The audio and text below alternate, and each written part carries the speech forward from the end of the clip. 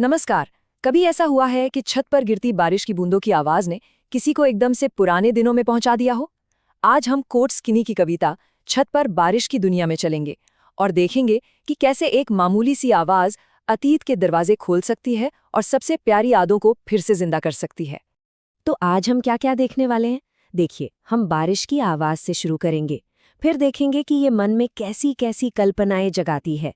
खासतौर पर माँ के प्यार की वो याद जो इस कविता का दिल है, उस पर भी बात करेंगे।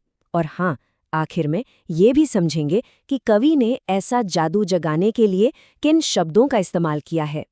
कविता में आगे बढ़ने से पहले जरा एक पल के लिए रुकते हैं। सोचिए, बाहर बारिश हो रही है और कोई अपने घर के अंदर है।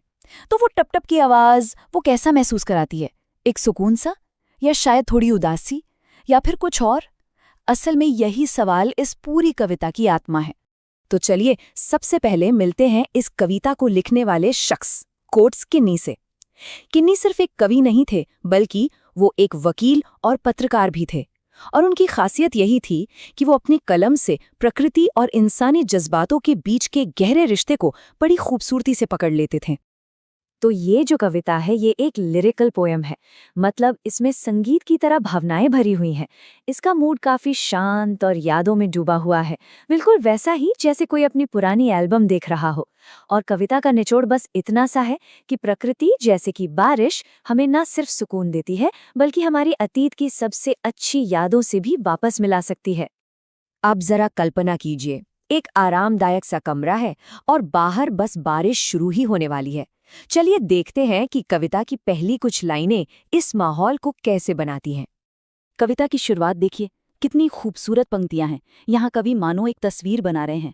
आसमान में नमी से भरे बादल छाए हुए हैं और ऐसा लग रहा है जैसे अंधेरा खुद उदास होकर बारिश के आंसू बहा रहा हो। ये एक उदास नज़ारा है, पर इसमें एक अजीब सा सुकून भी है। और ये जो फ्रेज है, नमी भरी परछाइयां, क्या कमाल का इस्तेमाल है। ये सिर्फ बादल नहीं है, नहीं, ये तो बारिश का एक वादा है। आसमान में छाई एक ऐसी परछाई जो बस कुछ ही पलों में धरती को भिगोने वाली है। तो कवि अपने आरामदायक बिस्तर पे लेटे हुए हैं, तकिए पर सिर रखे हुए और बस छत पर गिरती बूंदों की आवाज सुन रहे हैं। ये एक ऐसा पल है जहां दुनिया की सारी भाग-दौड़, सारी चिंताएं सब पीछे छूट जाती हैं और जो महसूस होता है वो है बस एक गहरा सुकून।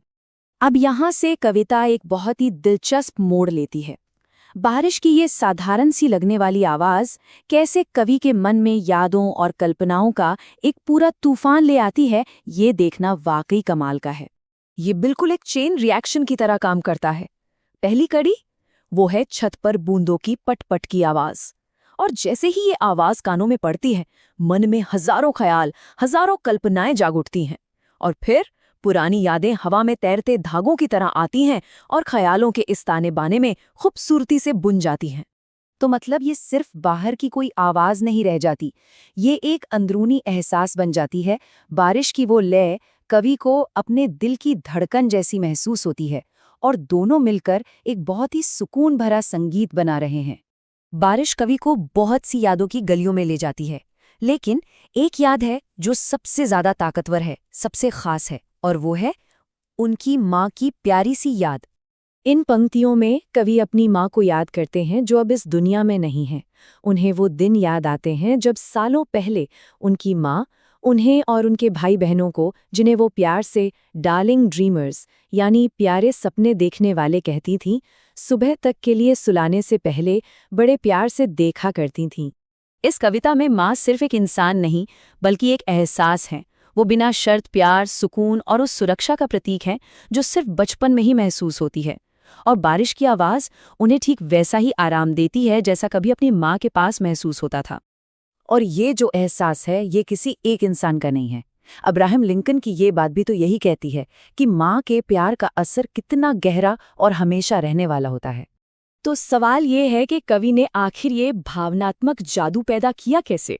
चलिए अब जरा पर्दे के पीछे झांकते हैं और उन साहित्यिक औजारों को समझते हैं जिनका इस्तेमाल करके कोट्स किन्नी ने इस कविता को इतना ताकतवर बनाया है। ठीक है, तो इसे एक एक करके समझते हैं। सबसे पहले है ओनोमैटोपिया, मतलब ऐसे शब्द जो अपनी आवाज से ही अपना मतलब बता दें, जैसे पैटर। इसे पढ़कर लगता है कि बारिश की आवाज सुनाई दे रही है। फिर है एलिटरेशन, यानी एक ही अक्षर की ध्वनि को दोहराना, जैसे स्टारी स्फीयर्स में एस की आवाज, जो एक शांति का माहौल बनाती है। और तीसरा, जो सबसे असरदार है, वो है पर्सोनिफिकेशन, मतलब किसी बेजान चीज को इंसानी गुण दे देना, जैसे उदासी भरा अंधेरा धीरे धीरे रोता है। इससे अंधेरा भी एक जिंदा महसूस करने वाली चीज बन जाता है। तो इन सब बातों का निचोड़ क्या निकला? इस कविता का सबसे बड़ा और सबसे खूबसूरत संदेश आखिर है क्या? आइए अब उसे समझते हैं। ये कविता हमें कुछ बहुत गहरी बातें सिखाती है। पहली, कि प्रकृति में हमें सुकून देने की, हमें हील करने की एक अद्भुत शक्ति होती है। दूसरी, कि कभी-कभी बहुत साधारण सी चीजें भी हमारे अंदर बहुत गहरे जज्बात जगा सकती हैं। और सबसे अहम बात, कि बारिश हमारी सबसे प्यारी यादों, खासकर परिवार के प्यार तक पहुंचने का एक पुल बन सकती है। एक ऐसी याद जो हमेशा सुकून देती है। और आखिर में इस कविता का जो टाइटल है, छत पर बारिश, वो एकदम सटीक है। ये सिर्फ छत पर गिरती बूंदों के बारे में नहीं है, ये असल में आज के पल और गुजरे हुए कल की यादों के बीच एक पुल है। एक ऐसा पुल जो हमें हमारी सबसे कीमती यादों से वापस जोड़ता है।